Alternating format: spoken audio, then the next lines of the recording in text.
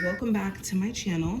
Let's take a look at what the energy's looking like. Any information you need will be in the description, so just check it there and let's see what's going on.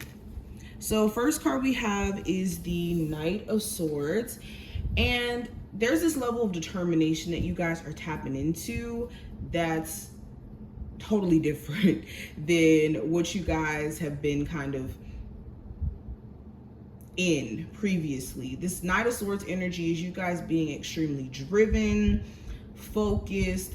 This I won't stop at nothing mindset is really going to help you guys accomplish certain goals or get things done, which is awesome. Now, the trick with the Knight of Swords, though, is making sure that you're not just trailblazing ahead and trying to get things done to a point to where you miss key important details or things that, you know, could be important in the long term. But just overall, it just feels like you guys have this level of mental sharpness and this desire to be on top of things that's totally different than the energy that you guys may have been in within like the last couple of weeks or so. It's just something could be snapping you into a space of like extreme focus. Yeah, we have the Five of Swords. So maybe there could be competition in the workplace that makes you feel like, you know what, I'm gonna go after that higher position so that I can show people that, you know, I'm capable of doing this or I'm capable of doing that. This could be even you just struggling with self-sabotage in the past and realizing how, you know, your paranoia of things going bad or things going horribly for you may have been stopping you in your tracks here. So that's really, really cool that you guys are going to be shifting out of this. And two, if you were dealing with manipulation or outside people trying to like sabotage you or pull tricks, or what's the word I want to use? Pull the wool over your eyes. There you go. I think that all of that's going to be coming out as well. Let's keep going, Scorpios. We have the Emperor and the Strength card. Again, it just feels like you guys are on top of your A game. There also may be this issue with a Aries, Taurus, Leo. There could be like this ego issue that this individual may have where their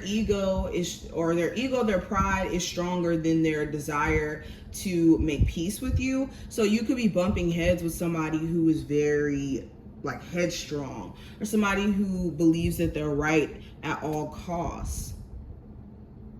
I also see something here with a boss too. You could be wondering if a boss is maybe having it out for you. You could be having to maybe hold back from saying certain things to a boss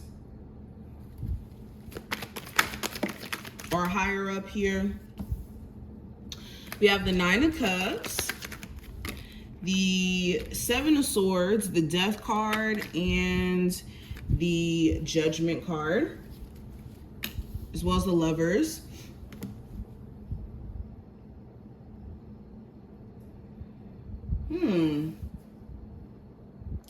I think that there's something here that's going to make you pretty happy, a personal goal that you meet, a personal, like this is something you could check off your bucket list.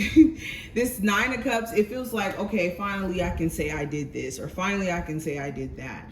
But also too, if you've been desiring certain things out of your life just in general, and you've been in a space of maybe avoiding making those hard decisions or avoiding doing things that may affect people around you. For example, like your desire may be to move to a different state, but you've been staying where you're at because maybe you're concerned about how your family will feel about you moving or how this may affect this or that. So you've been just kind of shying away from making the more difficult decisions. But it just feels like you guys are no longer wanting to do that. Like you could be starting to realize where this avoidance or this running away from what you truly want, which is change, which is you being in alignment with your personal journey, your personal mission,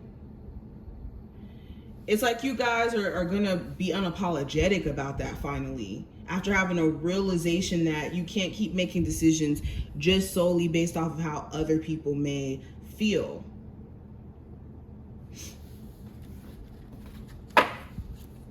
You could also be still experiencing this ghosting energy from an ex, from a partner here. You could be deciding that you don't want to wait up for this person to just come back around, especially if it seems like they don't really have any intentions in doing so.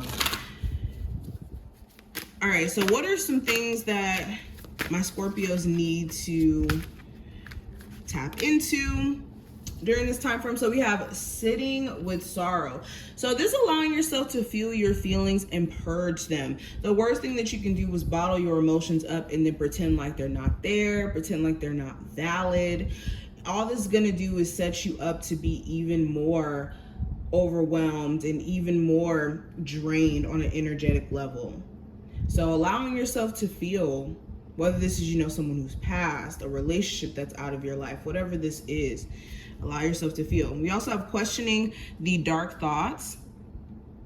So yeah, if you're randomly having just the craziest negative thoughts pop in your head, start to question them. Start to ask yourself, where is this coming from? Is this rooted in reality or is this rooted in fear? Before you let them really fester. And we have engaging with fears and doubts. So this goes hand in hand with this card. How can you move this over just a little bit too?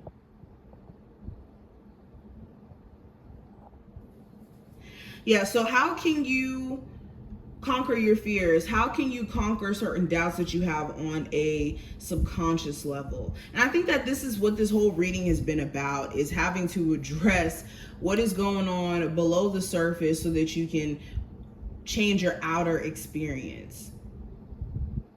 And yeah, I think that this is the perfect time for you guys to force yourself out of your comfort zone. Force yourself out of the safe zone.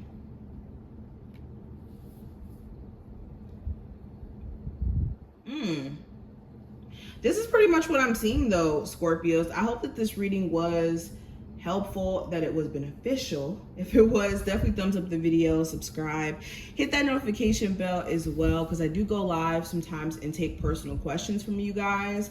So if you never want to miss when I go live and do that, that's the perfect way to get notified. And I will see you guys in the next one. Bye, Scorpios.